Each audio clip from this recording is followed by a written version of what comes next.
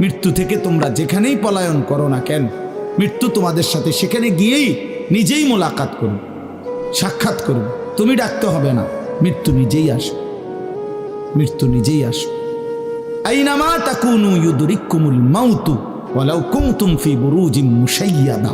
আল্লাহ বলে, তুমি যদি এমন একটা বিল্ডিং বানাও, ঘর বানাও, যে ঘরটা অনেক উঁচা, যে ঘরটার উপর দিয়া কেউ ভিতরে ঢুকতে পারবে না, যে ঘরটার মধ্যে একটা ছিদ্র নাই, একদম আটকানো, তো এরকম একটা ছিদ্রবিহীন সুউচ্চ ঘরও যদি তুমি বানিয়ে তার ভেতরেও তুমি আশ্রয় নাও, তো ইউদরিকুমুল মাউতু, মৃত্যু তোমার সেখানেই পৌঁছবে, তোমার সেখানেই পৌঁছবে। প্রিয় ভাই আমার, বন্ধু আমার, নওজোয়ান সাথীরা আমার, মৃত্যু এক অনিবার্য বাস্তবতা, চিরন্তন বাস্তবতা।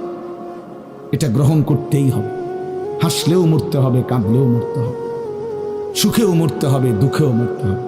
রাজপ্রাসাদ আর অট্টালিকার মানুষটাও মরে যাবে, জীর্ণ কুটিরে যে লোক থাকে, হ্যাঁ, সেই লোকটাকেও মরতে হবে।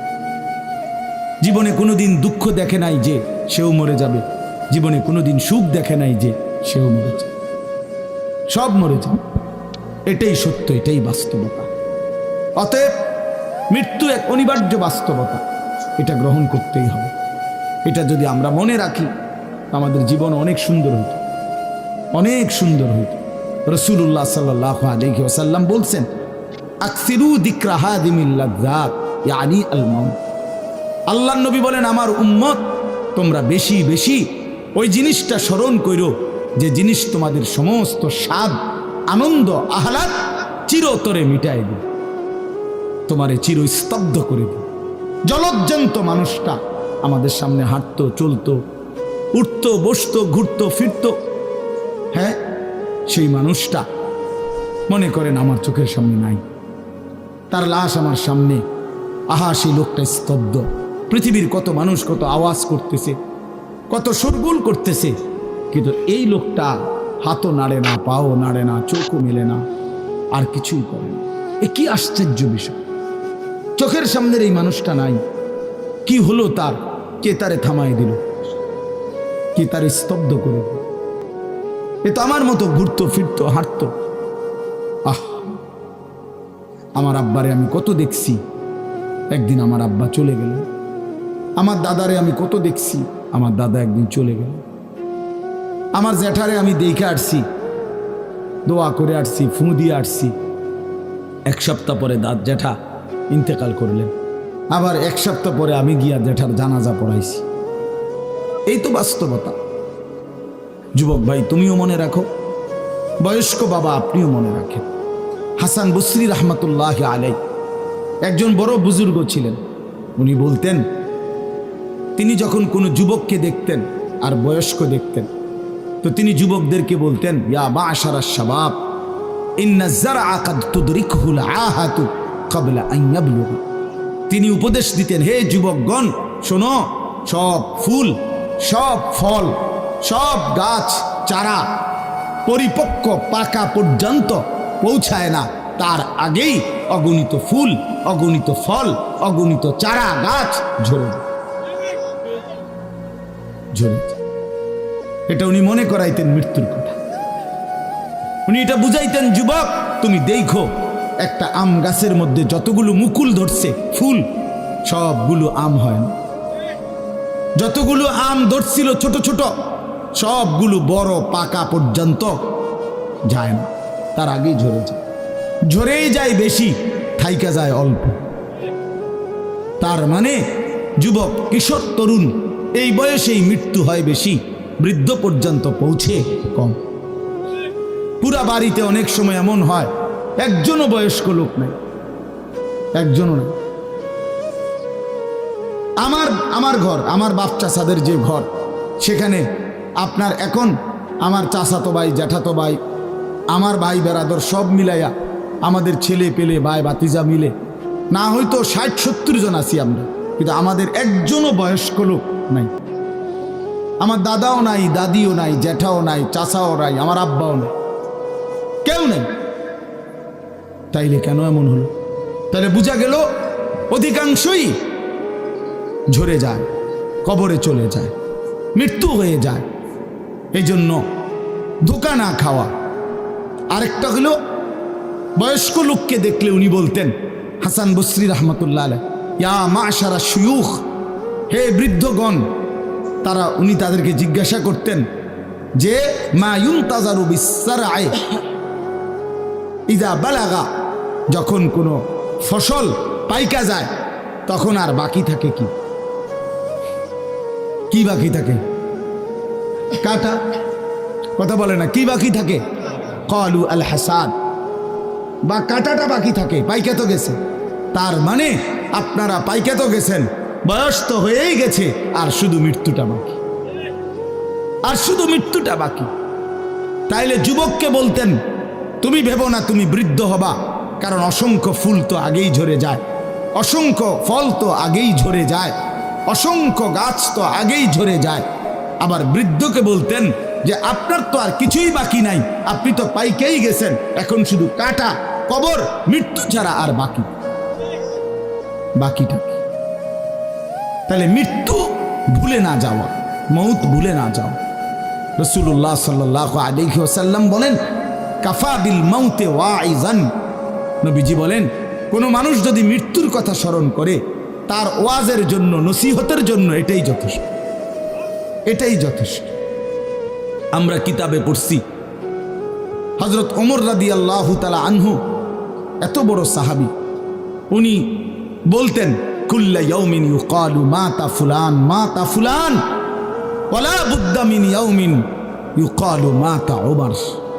তিনি বলতেন, হায় শোনো, প্রতিদিন ঘোষণা হয় আজ অমুকের মৃত্যু হলো, অমুকের মৃত্যু হলো, অমুকের মৃত্যু হলো। অচিরেই একদিন ঘোষণা হবে আজ ওমরের মৃত্যু হলো, আজ ওমরের মৃত্যু হলো। উনি বলেন, এই ঘোষণা শুনবে খুব দ্রুত একদিন। এই জন্য বাপ, এই আমাদের ব্যক্তিগতভাবে প্রতিনিয়ত মৃত্যু হচ্ছে, ঠিক এভাবে আমরা তো মরছি, একদিন এই গোটা আলমের মৃত্যু হবে। এই গোটা সৃষ্টিটাই আল্লাহ তাআলা গুটায় ফেলবে। আচ্ছা, কি আশ্চর্য কথা, এটা কি অবাক করা।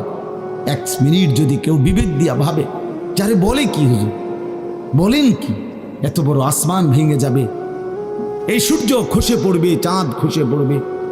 আল্লাহ তাআলা বলছে, ইযা সামাউন ফাতারাত, আসমান ভেঙে যাবে, ওয়া ইদাল কাওয়াকিবুন তাসারাত, তারকারাজি খসে খসে পড়বে, ইযা শামসু কুব্বিরাত ওয়া ইদাল কাওয়াকিবুন তাসারাত। আল্লাহ তাআলা বলছেন, সূর্যটা গুটায় ফেলা হবে, পাহাড়গুলো বালির মতো, তুলার মতো উঠতে থাকবে। ইদা রাজ্জাতিল আরদু রাজ্জা, এই জমিনের মাটিগুলো রেজা রেজা, পাউডার পাউডার হয়ে যাবে। ইদাল বিহারু ফুজ্জিরাত, সমুদ্র, খাল, বিল, নদীর পানিগুলো সব টকবগে উতরাইয়া গরম হইয়া বাষ্পের মতো উড়ে যাবে। না কোথাও পানি থাকবে, না কোথাও গাছ থাকবে, না আসমান থাকবে, না জমিন থাকবে, কিছু না। আচ্ছা, এটা কেমন কথা, এটা কেমন আশ্চর্য বিষয়। এই গোটা আলমের মৃত্যু হবে। আল্লাহ তাআলা কোরআনুল কারীমে বিশ্বাস করেন, অসংখ্যবার এই কথা এটা বলছে, এটা হবেই হবে। ইদা ওয়াকাতিল ওয়াকিআ, আল্লাহ বলেন এই ঘটনাটা ঘটবে। লাইসা লি ওয়াকাতিহা কাযিবা, এই ঘটনা মিথ্যা মনে করার মতো কেহ নাই। যেদিন ঘটে যাবে তখন আর কারো কোনো মিথ্যাবাদী আর থাকবে না, অর্থাৎ কেউ আর অস্বীকার করার সুযোগ হবে না। চোখের সামনে দিন, চোখের সামনে দিন। কোরআন শরীফে একটা সূরা আছে, সূরা হজ। ওই যে আমরা হজ করি না, এই হজ সূরাটার নাম। এই সূরার শুরুতে আল্লাহ তাআলা এই পৃথিবী ধ্বংসের, কিয়ামতের একটা সাংঘাতিক বর্ণনা দিয়েছেন। ওইখানে আছে, আল্লাহ বলেন, ইয়া আইয়ুহান নাসু তাকু রাব্বাকুম, হে মানুষ তোমরা আল্লাহকে ভয় করো।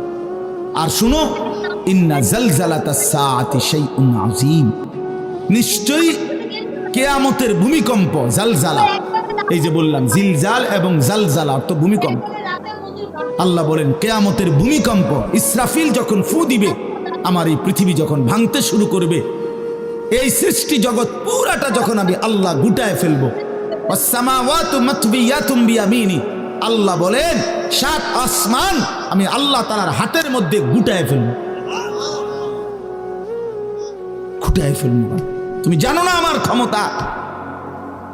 কুল্লু মান আলাইহা ফান ওয়া ইয়াবকা ওয়াজহু রাব্বিক, সব শেষ করে দেব আমি, শুধু আমি আল্লাহই থাকব, শুধু আমি আল্লাহই থাকব। তো আল্লাহ তাআলা বলেন এই ইসরাফিল ফু দিলেই, শুরু করলেই জমিনে ভূমিকম্প শুরু হবে। ইন্না জালজালাতাস সাআতি শাইউন আযীম, আল্লাহ বলেন নিশ্চয়ই এই কিয়ামতের ভূমিকম্প এটা শাইউন আযীম, বড়ই ভয়ানক, বড়ই মারাত্মক।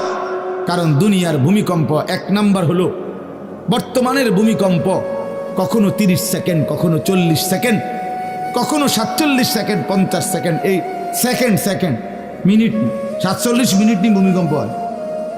কথা কর না কেন? 30 মিনিট ভূমিকম্প হয়। 30 মিনিট ভূমিকম্প হইলে আমাদের 14 গোষ্ঠী থাকবো নাকি? 30 সেকেন্ড 40 সেকেন্ড হয় ভূমিকম্প।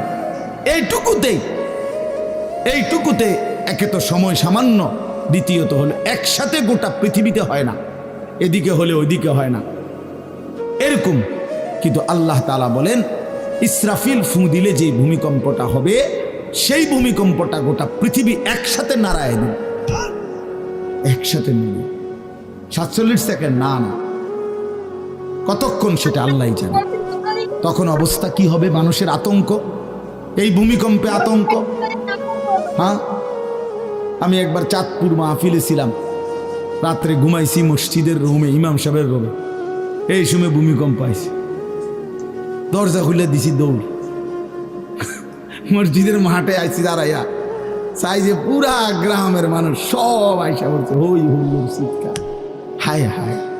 অথচ সবাই চিৎকার দিতে দিতে ভূমিকম্প শেষ।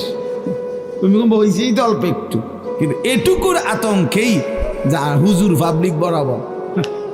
কিসের হুজুর আর কিসের পাবলিক, বক্তা শ্রোতা সমান। এই এখন মনে করেন ভূমিকম্প হইলে আমরা সব দিন দৌড়, আমিও আমি এখানে বুজুর্গি দেখাইব, এটা হ্যাঁ আমি একটা বড় হুজুর, বেটা প্রধান বক্তা, আমি লড়লে কি মাইসে কি করব? আপনি কি করবেন? আমার সময় কো, আমার জান নিয়ে টানাটা। আল্লাহু আকবার। তো এই সামান্য ভূমিকম্প, কিন্তু আল্লাহ তাআলা বলেন ইসরাফিল সিংহা ফু দিলে যে ভূমিকম্প হবে বান্দা, সেটা বড়ই ভয়ানক, সেটা সারা পৃথিবী নড়বে একসাথে। তখন কি হবে? মানুষের আতঙ্ক। ইয়াউমা তারাউনাহা তাযহালু কুল্লু মুরদিআতিন আম্মা আরদাআত।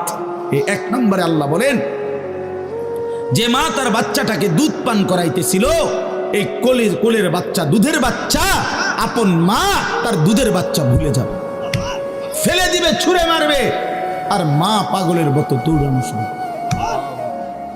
কোরআন শরীফের আয়াত। ওয়াতাদাউ কুল্লু যাতি হামলিন হামলাহা। এবং আল্লাহ তাআলা বলেন যে মায়ের পেটের বাচ্চা 10 মাস পূর্ণ হয়ে গেছে, আগামী 2 ঘন্টা 5 ঘন্টা পরে বাচ্চাটা এমনিতেই প্রসব হইতো। আল্লাহ তাআলা বলেন ইসরাফিলের ফু দিলে জমিন যখন কাঁপতে শুরু করবে, তো এই গর্ভধারিণী মা, গর্ভবতী নারী পাগলের মতো এভাবে ছুটবে, দৌড়বে, নিজের গর্ভের বাচ্চা নিজে নিজেই পড়ে যাবে। ও তারান নাসা সুকারা, আল্লাহ বলেন মাতালের মতো সমস্ত মানুষগুলো ছুটতে থাকবে। ফাইদা বারিকাল বাসার ওয়া খাসাফাল কামার ওয়া জুমিআ আশ-শামসু ওয়াল কামার। আল্লাহ তাআলা বলে চন্দ্র সূর্য আলোহীন হয়ে যাবে, সূর্য চন্দ্র এক হয়ে যাবে। ওয়া জুমিআ আশ-শামসু ওয়াল কামার ইয়াকুলুল ইনসানু ইয়াওমাইদিন আইনাল মাফার। লোকেরা দৌড়বে আর ছুটবে, মানুষ একে অপরকে জিজ্ঞেস করবে ভাইয়া পালাবো কোথায়, দাঁড়াবো কোথায়? কোথাও তো স্থির কোনো জায়গা নাই, কোথায় দাঁড়াবো? আল্লাহ তাআলা বলেন কাল্লা লা ওয়াজার, না বান্দা, সেদিন আর কোথাও জায়গা মিলবে না। ইলা রাব্বিকা ইয়াওমাইদিনিল মুস্তাকার, আজকে শুধুই কেবল তোমার আল্লাহর কাছেই আশ্রয় ঠিকানা। এভাবে বহু আয়াত কোরআনুল কারীমের মধ্যে আল্লাহ তাআলা বর্ণনা করছেন। আমার ভাই, তো এই ইসরাফিলের ফু দিলে গোটা আলমের মৃত্যু হবে, ভূমিকম্প শুরু হবে। তো এই ভূমিকম্প কেন হবে? এই কাঁপতে কাঁপতে সমস্ত কিছু ভাঙ্গা একসাথে, এই সব কিছু আল্লাহর সৃষ্টি, সমস্ত কিছুই জমিনের তলদেশে চলে যাবে। জমিন তখন খালি ফাঁকা, জমিনে তখন কিচ্ছু নাই, কিচ্ছু, একটা সুতা মাটির উপরে থাকবে। এই প্রথমবার ইসরাফিল ফু দিলে সমস্ত কায়নাত, ইনসান, জিন, আল্লাহর সমস্ত সৃষ্টি মাখলুকাত সব জমিনের তলদেশে চলে যায়। মানুষ ও জিন ও অর্থ সম্পদ, স্বর্ণ রৌপ্য, মণি মুক্তা, হীরা জহরত, সব সব সব একটা কাগজের অস্তিত্ব, সব কিছু, গোটা জমিন ফাঁকা। এভাবে কতদিন আল্লাহ জানে, কতদিন আল্লাহ জানে। হ্যাঁ মা ভাই, এরপরে একটা নির্দিষ্ট সময় পরে আবার আল্লাহ তাআলা ইসরাফিলকে জীবিত করবেন, করে আবার আল্লাহ তাআলা দ্বিতীয়বারের মতো ফু দিতে বলবেন। এই দুই ফুঁয়ের মাঝখানে কতদিন? নবী সাল্লাল্লাহু আলাইহি সাল্লামের এক হাদিসের মধ্যে বলছে 40, সাহাবীরা ব্যাখ্যা করছেন মুহাদ্দিসিন, সেই 40টা হতে পারে 40,000 বছর। 40,000। এই জন্য বাপ একটা কথা হলো, সর্বশেষ যেই লোকটা কবরে যাবে, শেষ যেই ব্যক্তি মরবে পৃথিবীতে, হতে পারে তাকেও শুধু কবরেই থাকতে হবে 40,000 বছর। 40,000 বছর, এরপরে তো আখিরাত। এই 40,000 বছর যদি কবরে আযাব হয়, 40,000 বছর যদি কবরে আযাব হয় ভাই, তখন কি হবে? এবার ভেবে দেখেন, এখন যারা কবরে যাচ্ছে,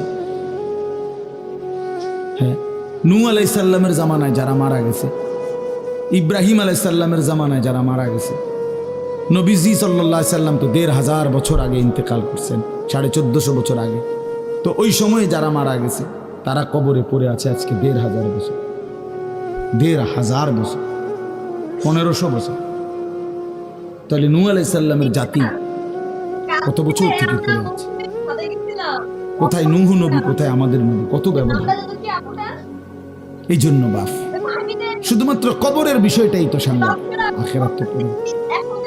শেষ ব্যক্তিটাও যদি কবরে থাকতে হয় 40,000 বছর, তো এখনকার মানুষগুলো আছে কত কাউ।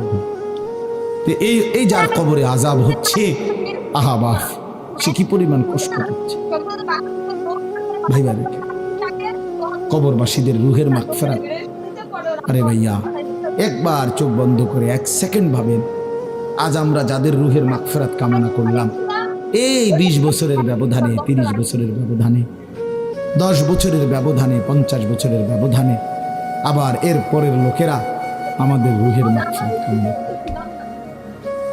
এটা কি পরিমাণ বাস্তবতা, কি পরিমাণ বাস্তবতা! এটাকে অস্বীকার করার, না বুঝার কিছুই নাই, মৃত্যুকে না বুঝার কিছুই নাই।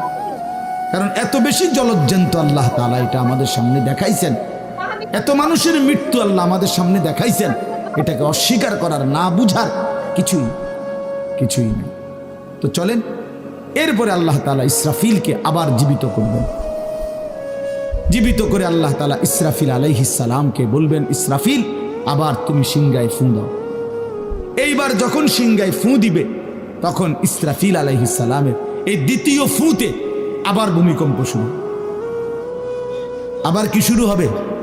ও মাঝখানে ভাই, ওই ছেলে অপদার্থ, কথা বলো না, হাসাহাসি করো না, কারো কথা বাকি থাকলে, দুষ্টামি বাকি থাকলে উঠে চলে যাও, বাহিরে আলাদা জায়গা আছে। গাফেল সন্তান কোনো কিছুতেই যাকে কোনো আসর করে না। আহা, আপনারা জানেন না, আপনাদের এক এক ছেলের অবস্থা হলো কলিজাটা পাথর হয়ে গেছে, কোনো কিছুই তার কলিজা নাড়ায় না। এত শক্ত জানোয়ার যে খোদার 365 দিনে কোনো দিন ফজরের নামাজ পড়ে না, একদিনও না। মানুষের বাচ্চা এত বড় জানোয়ার হয় কেন? আরে তুই কোন মানুষের বাচ্চা? তুই কোন মার দুধ খাইলি? নাফরমান, কেমনে মানুষ হইল? এটা কি ধরনের মানুষ? একদিনও নামাজ পড়ে। ছি ছি ছি ছি ছি, মুসলমানের বাচ্চা এত বড় জানোয়ার হয় কেন? কোনো দিন নামাজ পড়ে না, 6 মাসে 9 মাসে কোনো দিন বলতে পারবে না নাফরমান, কোনো দিন 5 ওয়াক্ত নামাজ পড়ছে কিনা। হায় হায়, এত বড় অসভ্য। মায়ের সন্তান হয় কেন, বাবার সন্তান হয় কেন? চিন্তা কর, কোনো কিছুই ছেলে পেলেদের হালাত হলে এই পরিমাণ লাগাম ছাড়া কিসের মা কিসের বাবা, কে তার মা কে তার বাপ, কে কি তার ধর্ম, তার আল্লাহ কে, তার রসুল কে, তারে বানাইছে কে, আসছে কোত্থেকে, কেন আসছে, কি করতেছে, কি করছে, কিচ্ছুর খবর, কিচ্ছুর খবর। আসে, হাঁটে, বুট খায়, বন খায়, মোবাইল টিপে, খারাইয়া মতে, বইয়া মতে, বন্ধু বান্ধবদের সাথে আড্ডা দেয়, মেয়ের পিছনে ঘুরে, অসভ্য অশ্লীল কথাবার্তা বলে। এটা কি একটা জিন্দিগি হলো? ভেবে দেখেন। উফ, কোন সুস্থ স্বাভাবিক মানুষ এমন হয়? বলো ভাইয়া, বলো। রাগ করো না বাপ, কে তোমা করে মনে করাই দিবে? কেউ মনে করাই। হা, বাবা আমারও ফিকির শেষ, শুধু টাকা রোজগারের ফিকির। দেশে থাইকা পারো, নইলে বিদেশ গিয়া পারো, কোনো না কোনো ভাবে পয়সা রোজগার করো। টাকা রোজগার করলে মা বাপ খুশি, টাকা রোজগার না করলে না অখুশি। খালাস। এরপরে ইমান আছে কিনা, ইসলাম আছে কিনা, নামাজ আছে কিনা, কোরআন আছে কিনা, আল্লাহ চিনে কিনা, হালাল হারাম কিনা, জায়েজ না জায়েজ না, এত কিছু আমার দরকার। ফুতের জিগায়ও না যে ফুত কামাই যে করতেছ, কি হালাল কামাই করো না হারাম, না এত কিছুর দরকার কি? টাকা দিতেছে, খাইতেছে, ঘুমাইতেছে, বিল্ডিং করতে আসে, জমি কিনতে আসে, আপেল মালটা খাইতেছে। এক ছেলে আমারে নিজে বলছে, আমি সবার ব্যাপারে বলি না, এক ছেলে আমারে নিজে বলছে, হুজুর আমি একটা দেশের নাম বলছে, যেই দেশে আমার কর্মটা ছিল, চলে আসছে ওই দেশ থেকে। আমার বলছে, হুজুর আমার কর্মটা হলো এই, মদের বার, মদের হোটেলে নারী পুরুষ উলঙ্গ জিনাবে বিচার করে, আমার দায়িত্ব শুধু পাশে দাঁড়িয়ে মদের বোতল নিয়ে দাঁড়ায় থাকা, যতবার তারা চায় অতবার তাদেরকে মদ গ্লাসে ঢেলে দেওয়া, তাদের হাতে তুলে দেওয়া। এর বিনিময়ে আমার মাসে বেতন 2 লাখ টাকা। মুসলমান, মুসলমান, মুসলমানের সন্তান, বাংলাদেশের সন্তান। তো এই টাকা যখন বাবা খাচ্ছেন, বিল্ডিং করতেছে, কোনো টেনশন নাই। আমি আবারও বলছি, আমি সবার জন্য বলি না, ওই বলছে দেখে অট্টা কইছি, কথা বুঝছেন না? আমি তো নাম ঠিকানা বলি না। এই জন্য আমার বাপ, ডাক দিয়েন না, ডাক দিয়েন না, একজনও ডাক দিয়েন না, অসভ্যরে ডাক দিয়েন না। হ্যাঁ হ্যাঁ, ডাক দিবেন কেন? হাইওয়ানকে ডাক দিবেন কেন? শুনেন, আপনারাই শুনেন, এত এত মানুষ শুনতে হবে না, কোনো অসুবিধা নেই, কোনো অসুবিধা নেই। আমি তো এটাই বুঝাইতে চাইতেছি, প্রত্যেকটা মানুষ আজকে মুসলমান, আমরা ঘর দেখায়, ফার্নিচার দেখায়, বিল্ডিং দেখায়, শুধু দোয়া করেন, ঘরটা করছি, শুধু দোয়া করে দেবে। কিতা দোয়া করতে হবে না, কিতা দোয়া করতে, বিল্ডিং এর দোয়া কিতা, আবার ইট বালুর লেগে দোয়া করে লাভ কি বেড়া? হুজুর মোটরসাইকেল কিনছি, শুধু দোয়া করে দেবেন। কিতা দোয়া করতে, কি মোটরসাইকেলের দোয়া কিতা? আবার আজীব লাগে না? বাস্তব এগুলো ছাদ ডালাই দিই, শুধু দোয়া করে, ছাদ ডালাই দোয়া। ওটা ছাদ ডালাই করে, ওটার ফুতে মোবাইলে অশ্লীল উলঙ্গ ছবি দেয়। ওটার সন্তান উনি দাঁড়াইয়া রয়েছে মিস্ত্রিগো সামনে, ওনার গাম বাইয়া বাইয়া পড়তেছে ছাদ ডালাইয়ের দিন, আর অসভ্য জানোয়ার সন্তান বন্ধুদের সাথে উলঙ্গ ছবি দেখতেছে। ওই জানোয়ারের জন্য উনি ছাদ ডালাই, ওই হাইওয়ানের জন্য উনি ঘর করে দিয়ে দেখতেছে, উনি কবরে জায়গা ঘর করে দিয়ে গেছে, এর জন্য ঘর করলেন। ছি ছি ছি ছি ছি ছি। আমার দেওয়া ঘরে আমার কষ্টের কমাইয়ে এখানে বসে বসে রঙিন ছবি দেখবে, উলঙ্গ দৃশ্য দেখবে ঘরে শুয়া শুয়া সারা রাত। এর জন্যই আমার জীবনের এই অর্জন, এই ছিল আমার উপার্জনের উদ্দেশ্য। আহ, কতবার বললে বুঝবেন, কেমনে বললে বুঝবেন, কারে বললে বুঝবেন? আল্লাহ মাফ করে দেন। চলেন বাপ, তো বলতেছিলাম আল্লাহ তাআলা ইসরাফিল আলাইহিস সালামকে বলবেন আবার ফু দাও। তো তিনি দ্বিতীয়বারের মতো ফু দিলে জমিন আবার ভূমিকম্প শুরু হবে। এই ভূমিকম্পে জমিন কাঁপতে কাঁপতে এইবার জমিনের তলদেশে ওই প্রথমবার ফু দেওয়াতে ভূমিকম্প কাঁপতে কাঁপতে সব উপরে যা ছিল সব নিচে চলে গেছে। মনে আসেনি এটা কইছি? তাহলে উপরটা কি ফাঁকা, এইবার নিচে যা ছিল সব উপরে চলে আসবে। এই আসলেই এটা হাসরের মাঠ।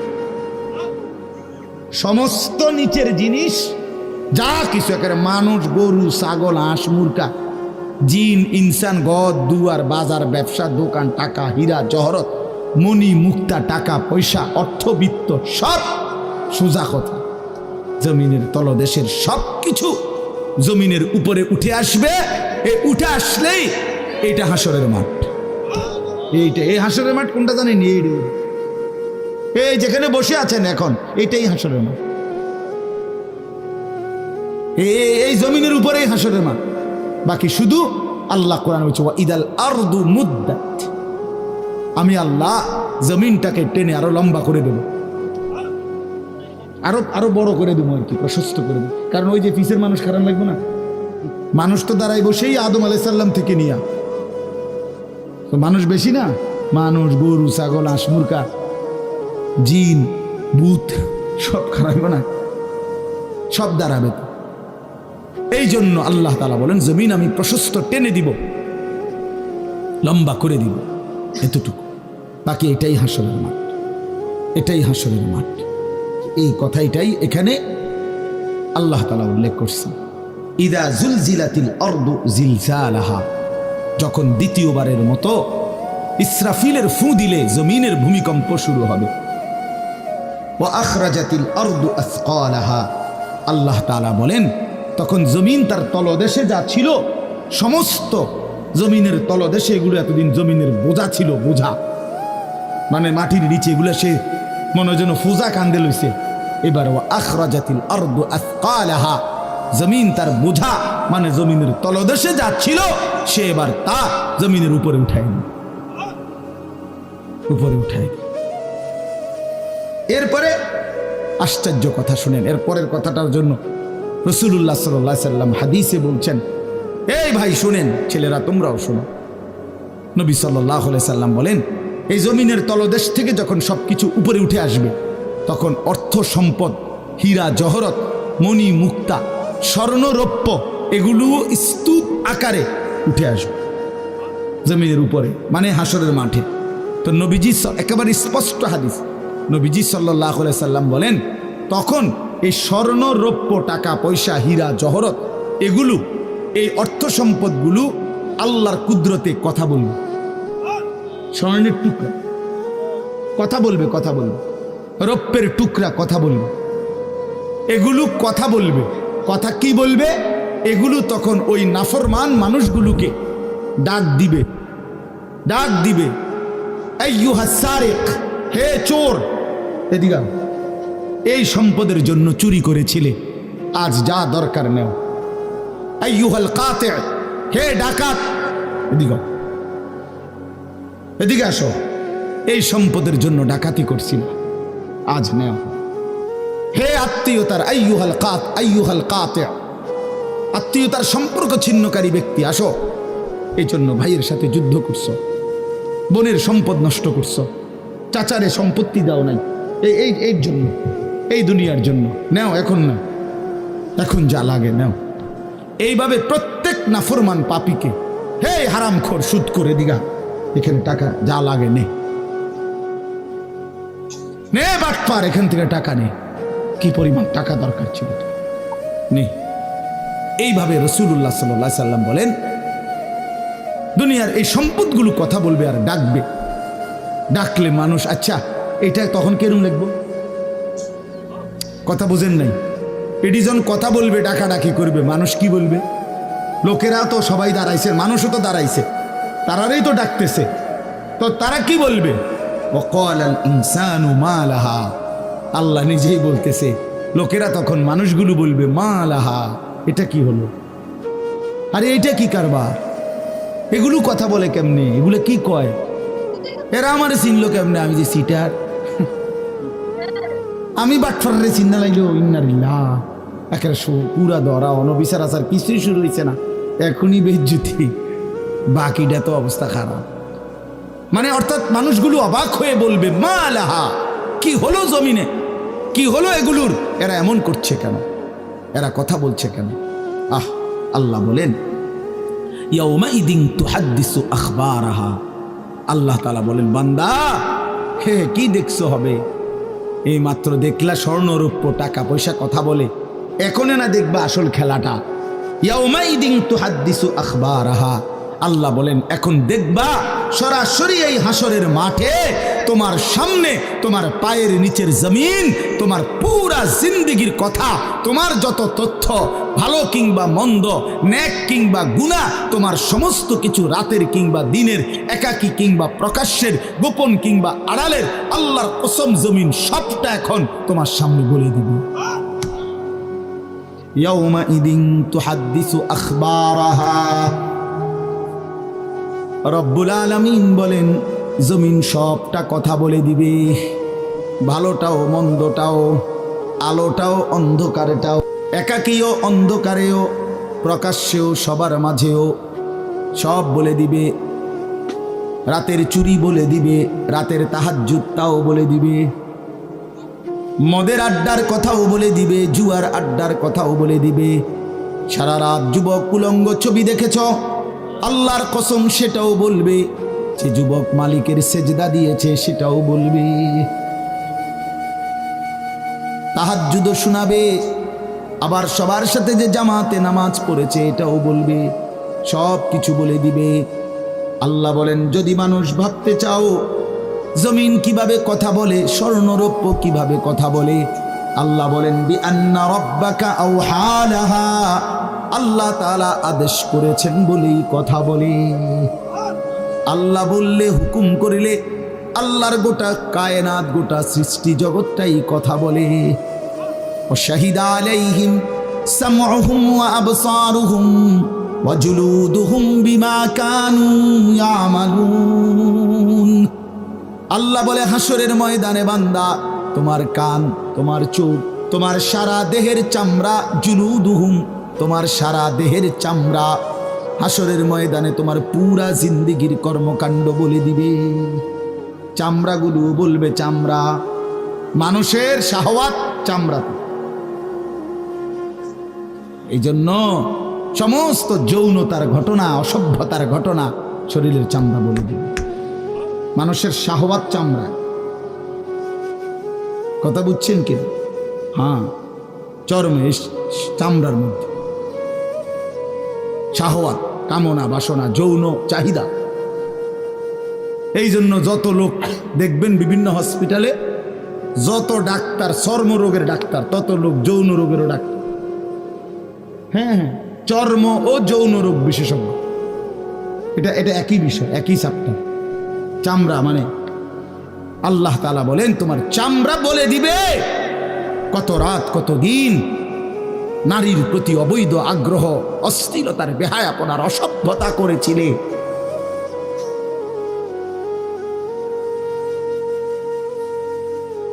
হায় হায়, বিআন্না রাব্বাকা আওহা লাহা, আল্লাহ বলেন আমি আল্লাহ হুকুম করেছি বলে কথা বলে। এই জন্য আল্লাহ হুকুম করিলে চামড়াও কথা বলে, কানেও কথা বলে। এখন কি কানে কথা বলে? কিন্তু সেদিন বল চোখেও কথা বলে। এখন চোখ কথা বলে না, মানে সব কিছুর জবান খুলবে, সব কিছু। আপনারা বলেন, আমরা তো মনে করি জিহ্বায় কথা বলে না, জিহ্বায় কথা বলে না, আল্লাহর হুকুম হইলে কথা বলে। নাহলে যেই লোক বোবা তারও তো জিহ্বা আছে, আছে না? তো সে কথা বলে না। যে লোক কানে শুনে না, তো তার কি আপনার এইভাবে কান বলতে কিছু নাই? তো সে শুনে না কেন? কথা বলেন না কেন? আল্লাহর হুকুম।